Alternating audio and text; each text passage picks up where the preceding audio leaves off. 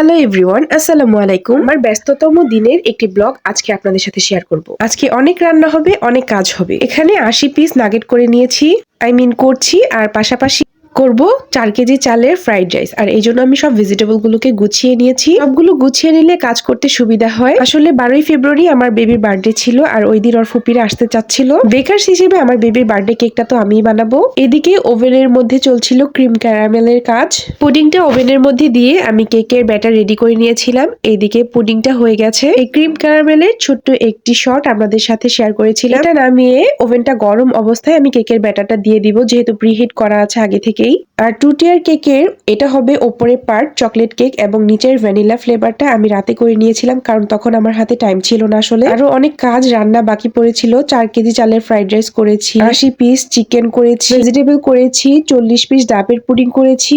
আগের দিন দুপুরে আমি কাজগুলো করে নিচ্ছিলাম, আর পাশাপাশি একটু রোস্ট রান্না করেছি শর্টকাটের মধ্যে, যেন দুপুরে খাওয়াটা অল্প সময়তে করে নেওয়া যায়। আর আমি একটার পর একটা করছিলামই, আর এরপরে আমার পুডিংটা ঠান্ডা হয়ে যায় এবং আমি পুডিংটা আনমোল্ড করে নেই। পাশাপাশি আমার হাজবেন্ডও আমাকে অনেক হেল্প করেছিল। ওইদিকে ডাব এনে সে সবকিছু কেটে কুটে রেডি করে দিয়েছে, আর আমি এদিকে ডাবের পুডিং গুলো রেডি করে নিয়েছি, এবং আমার কেক বেস গুলো বানানো রেডি হয়ে গিয়েছে। যেহেতু 22 জন মানুষের আয়োজন, আমি ছোট ছোট কাপের মধ্যে ডাবের পুডিং গুলো সেট করে নিয়েছি। আসলে এত কাজ আমার হাজবেন্ড হেল্প না করলে আমি আসলে কিছুই পারতাম না। এগুলো করতে করতেই রাত 9টা বেজে গিয়েছে।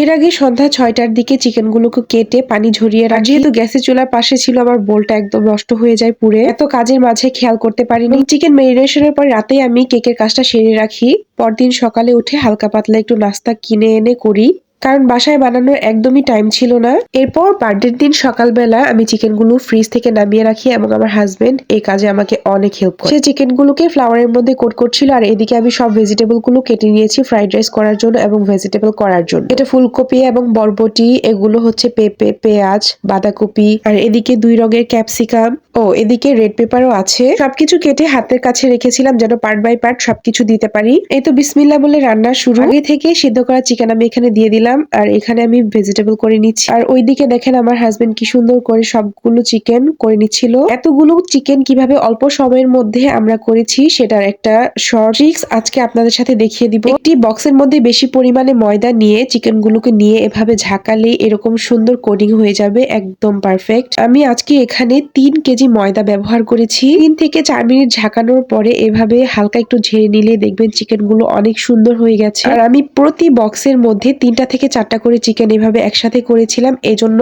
80 পিস চিকেন আমার খুব অল্প সময়তেই হয়ে যায়, কিন্তু এতগুলো কাজ করাতে আমার রুম একদম মেসি হয়ে গেছে। যাক, ব্যাপার না, মেহমান আপ্যায়ন করলে এরকম একটু একটু হয়েই থাকে। সবকিছু করে লাস্টে আমি চিকেনটা ভাজবো, আর এই জন্য সব রেডি করে রাখছিলাম।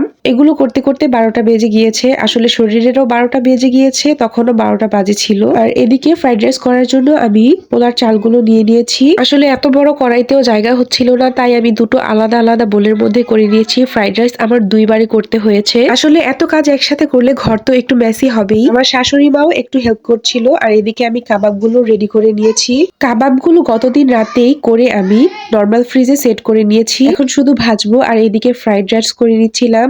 বললাম আগেই একটাতে আমি ফ্রাইড রাইস করছি, আর আরেকটাতে বয়েল করতে দিয়েছি। আমি 2 কেজি করে আলাদা আলাদা করে করে নিয়েছি। টোটাল ছিল 4 কেজি। এতগুলো চাল এক কড়াইতে জায়গা হচ্ছিল না, আর ফ্রাইড রাইস তো একটু নেড়েচেড়ে করতে হয়, তাই আমি আলাদা আলাদা 2 বারে করে নিয়েছি। সেকেন্ড কড়াইতে যেটা চাল সিদ্ধ করছিলাম তার জন্য এগুলো আমি রেডি করে নিয়েছি ফ্রাইড রাইসের জন্য। গতদিন রাত 4:30 পর্যন্ত আমি কাজ করেছি, আর এই কেকটা রেডি করেছি। সব কাজের ভিডিও ক্লিপ নিতে পারিনি, কারণ এত কাজের মাঝে যে ভিডিও করেছি এটাই অনেক। আর এই তো আমার বেবি অনেক লজ্জা পাচ্ছিল সে কেক কাটবে বলে, কারণ তার বার্থডেতে সে অনেক খুশি। নরমালি কাস্টমারদের জন্য অনেক সুন্দর সুন্দর কেক বানানো হয়, বাট তাদের জন্য তো হয় না। তাই বড় কেক পেয়ে হুমায়রা খুব খুশি। সবাই আসার আগে তার বাবার সাথে সে কিছু পিকচার ক্রিয়েট করছিল, আর এরপর সবাইকে ডাকার জন্য সে দৌড়ে চলে গেল। এই তো টুকটাক কিছু ভিডিও করেছিলাম। আর এটা হচ্ছে আমার বড় বেবি, আমার 2 মেয়ে, এক মেয়ের নাম সুরাইয়া ফিহা, আরেকজনের নাম হুমায়রা আনাস। এত কাজের জন্য তাদের সুন্দর করে সাজিয়ে গুছিয়েও দিতে পারিনি। এর মধ্যেই ছোটখাটো একটা শর্টকাট গেট টুগেদার। সবকিছু মিলিয়ে বেশ মজার ছিল আয়োজনটা। আর এটা গতদিন রাতে 4:30টার সময় ভিডিওটি করা। এত সময় নিয়ে ভিডিওটি দেখার জন্য অনেক ধন্যবাদ আপনাদের সবাইকে।